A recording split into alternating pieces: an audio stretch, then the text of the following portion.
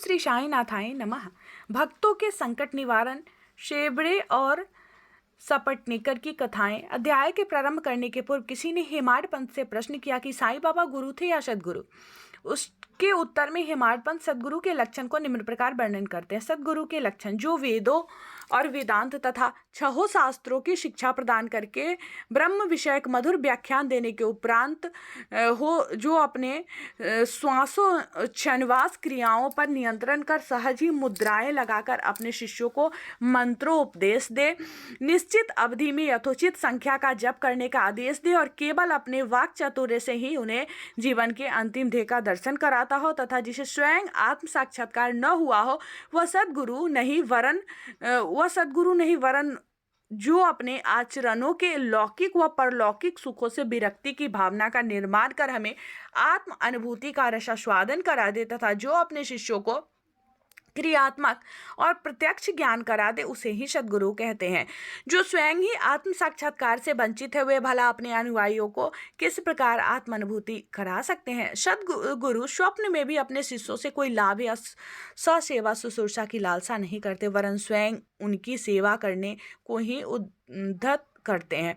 उन्हें यह कभी भी भान नहीं होता है कि मैं कोई महान हूं और मेरा शिष्य मुझसे तुच्छ है, अपितु उसे अपने ही सदृश समझा करते हैं। सदगुरु की मुख्य विशेषता यही है कि उनके हृदय में सदैव परम शांति विद्यमान रहती हुए कभी अस्थिर या अशांत नहीं होता, न उन्हें अपने ज्ञान का ही लेश मात्र गर्व होता है। उनके लिए राजा और रंक, स्वर्ग अपवर्ग सब एक ही समान है। हेमाड पंत कहते हैं कि मुझे गत जन्मों के शुभ संस्कारों के परिणाम स्वरूप श्री साईं बाबा सदृश सदगुरु के चरणों की प्राप्ति तथा उनके कृपा पात्र बनने का सौभाग्य प्राप्त हुआ। वे अपने यौवन काल में चिलम के अतिरिक्त कुछ संग्रह न किया करते थे, न उनके बाल बच्चे तथा मित्र थे, न घर बार था, न उन्हें किसी का आश्रय प्राप्त था। 18 वर्ष की अवस्था में ही उनका मनोनिग्रह बड़ा विलक्षण था। वह निर्भय होकर निर्जन वन स्थानों में विचरण करते तथा सदा आत्मलीन रहते थे। वे सदैव भक्तों की निस्वार्थ भक्ति देखकर ही अब उनकी इच्छा अनुसार आचरण किया करते थे। उनका कहना था कि मैं सदा भक्त के पराधीन रहता हूँ। जब वे शरीर में थे उस समय भक्तों ने जो अनुभव किए, उनके समाधि नष्ट होने के पश्चात आज भी जो उनके शरणागत हो चुके हैं, उन्हें उसी प्रकार के अनुभव होते रहते। भक्तों को तो केवल इतना ही यथेष्ट है कि यदि वे अपने हृदय को भक्ति और विश्वास का दीपक बनाकर उसमें प्रेम की ज्योति प्रज्वलित करे तो ज्ञान ज्योति स्वयं प्रकाशित हो उठेगी। प्रेम के अभाव में शुष्क ज्ञान व्यर्थ है, ऐसा ज्ञान किसी को भी लाभप्रद नहीं हो सकता। प्रेम अभाव में संतोष नहीं होता, इसीलिए हमारा प्रेम असीम और अटूट होना चाहिए। प्रेम की कीर्ति का गुणगान कौन कर सकता है, जिसकी तुलना में समस्त वस्तुएं तुच्छ जान पड़ती है। प्रेम रहित पठन पाठन सब निष्फल है। प्रेमांकुर के उदय होते ही भक्ति, वैराग्य, शांति, कल्याण रूपी संपत्ति सहज ही प्राप्त हो जाती है। जब तक किसी वस्तु के लिए प्रेम उत्पन्न नहीं होता, तब तक उसे प्राप्त करने की भावना ही उत्पन्न नहीं होती। इसीलिए जहाँ व्याकुलता और प्रेम है, वहाँ भगवान स्वयं प्रकट हो जाते हैं। भाव में भी प्रेम अंतर्निहित है और वही मोक्ष का कारणीभूत है। यदि कोई व्यक्ति कलुषित भाव से भी किसी सच्चे संत के चरण पकड़ ले तो यह निश्चित है कि वह अवश्य तर जाएगा। ऐसी ही कथा नीचे दर्शाई गई है। श्री शेबरे अक्कलकोट सोलापुर जिला के श्री सपटनेकर वकालत का अध्ययन कर रहे थे। एक दिन उसने अपने सहपाठी श्री शेबरे से भेंट हुई। अन्य और भी विद्यार्थी एकत्रित हुए और सब अपनी अपनी अध्ययन संबंधी योग्यता पर परस्पर परीक्षण किया। प्रश्नोत्तर से विदित हो गया कि सबसे कम अध्ययन श्री शेबरे का ही है और वे परीक्षा में बैठने के अयोग्य है। जब सब मित्रों ने मिलकर उसका उपहास किया, तब शेबरे ने कहा कि यद्यपि मेरा अध्ययन अपूर्ण है तो भी मैं परीक्षा में अवश्य उत्तीर्ण हो जाऊंगा। मेरे साईं बाबा ही सबको सफलता देने वाले हैं। श्री सपटनेकर को यह सुनकर आश्चर्य हुआ। उन्होंने श्री शेबरे से पूछा कि हे, ये साईं बाबा कौन है जिनका तुम इतना गुणगान कर रहे हो? उन्होंने उत्तर दिया कि वे एक फकीर है जो शिरडी की एक मस्जिद में निवास करते हुए महान सत्पुरुष है। ऐसे अन्य संत भी हो सकते हैं, परंतु वे उनसे अद्वितीय हैं। जब तक पूर्व जन्म के शुभ संस्कार संचित न हो, तब तक उनसे भेंट होना दुर्लभ है। मेरी तो उन पर पूर्ण श्रद्धा है। उनके श्रीमुख से निकले वचन कभी असत्य नहीं होते। उन्होंने ही मुझे विश्वास दिलाया है कि मैं अगले वर्ष परीक्षा में अवश्य उत्तीर्ण हो जाऊंगा। मेरा भी अटल विश्वास है कि मैं उनकी कृपा से परीक्षा में अवश्य ही सफलता पाऊंगा। श्री सपटनेकर को अपने मित्र के ऐसे विश्वास पर हंसी आई और साथ ही साथ श्री साईं बाबा का भी उन्होंने उपहास किया। भविष्य में जब सेवरे दोनों परीक्षाओं में उत्तीर्ण हो गए तब सपटनेकर को यह जानकर बड़ा आश्चर्य हुआ। श्री सपटनेकर परीक्षा में उत्तीर्ण होने के पश्चात अक्कलकोट में रहने लगे और वहीं उन्होंने अपनी वकालत प्रारंभ कर दी।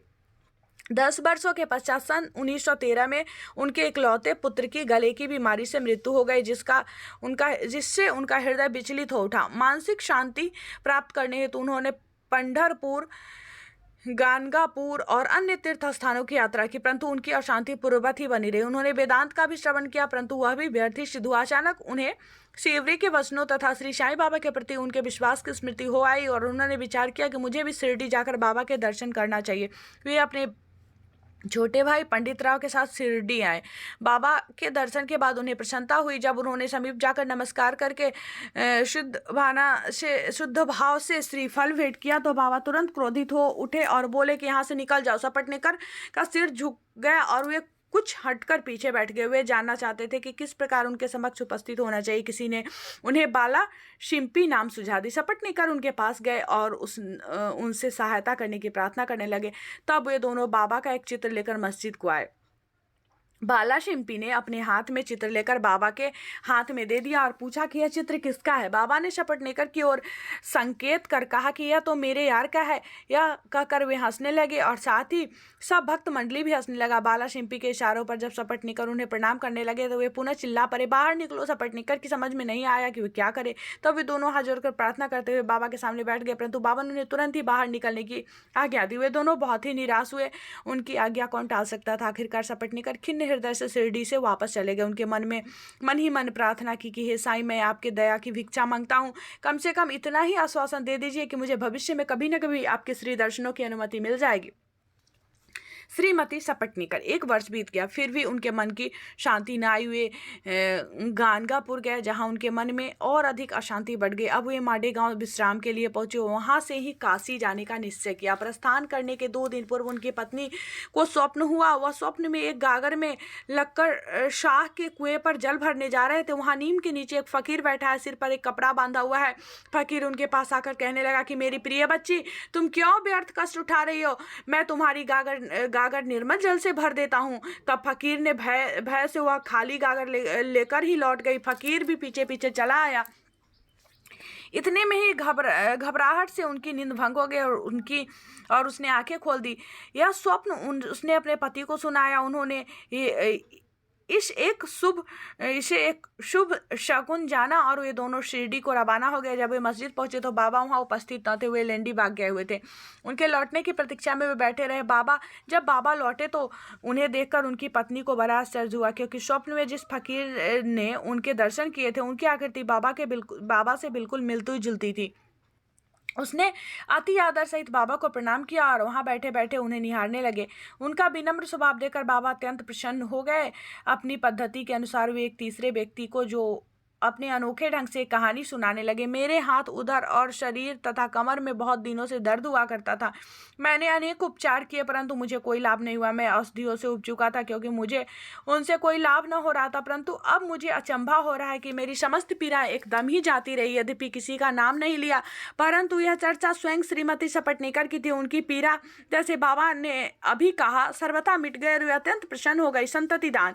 जब वे सपटनेकर दर्शनों के लिए आगे परंतु उनका पूर्वोक्त वचनों से ही स्वागत हुआ। बाहर निकल जा। इस बार वे बहुत धैर्य से नम्रता धारण करके आए थे। उन्होंने कहा कि पिछले कर्मों के कारण ही बाबा मुझसे अप्रसन्न है और उन्होंने अपना चरित्र सुधारने का निश्चय कर लिया। और बाबा से एकांत में भेंट कर अपने पिछले कर्मों की क्षमा मांगने का निश्चय किया। उन्होंने वैसा ही किया भी।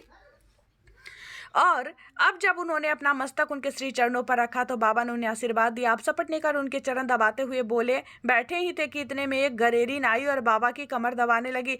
तब वे सदैव की भांति एक बनिए की कहानी सुनाने लगे। जब उन्होंने उससे के जीवन में अनेक परिवर्तन तथा उनके इकलौते पुत्र की मृत्यु का हाल सुनाया तो सपटनेकर को अत्यंत आश्चर्य हुआ कि जो कथा वे सुना रहे थे वह तो मेरी ही है।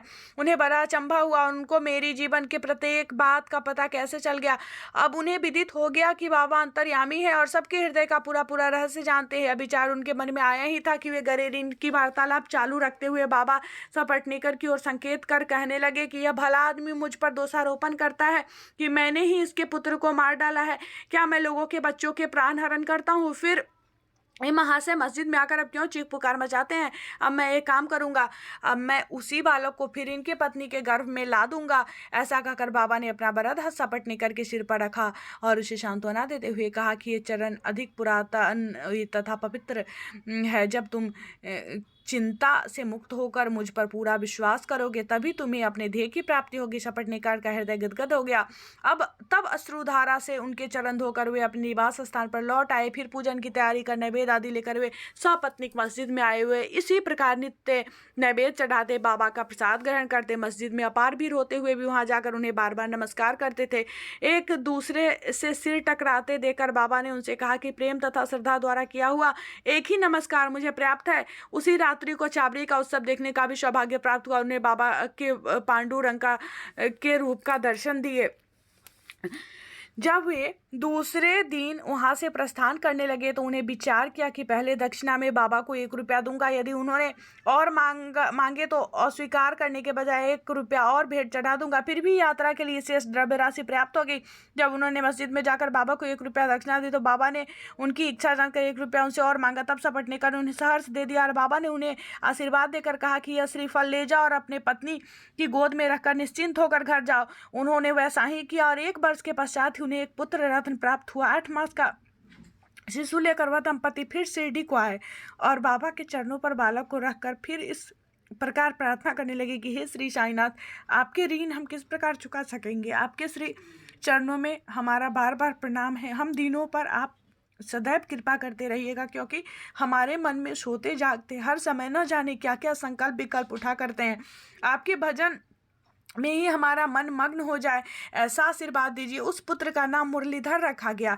बाद में उनके 2 पुत्र भास्कर और दिनकर और उत्पन्न हुए। इस प्रकार सपटनेकर दंपत्ति को अनुभव हो गया कि बाबा के वचन कभी असत्य और अपूर्ण नहीं निकले। श्री सद्गुरु साईनाथ अनंत कोटि ब्रह्मांड नायक राजाधिराज योगी राज पर ब्रह्म श्री सच्चिदानंद सद्गुरु साईनाथ महाराज की जय।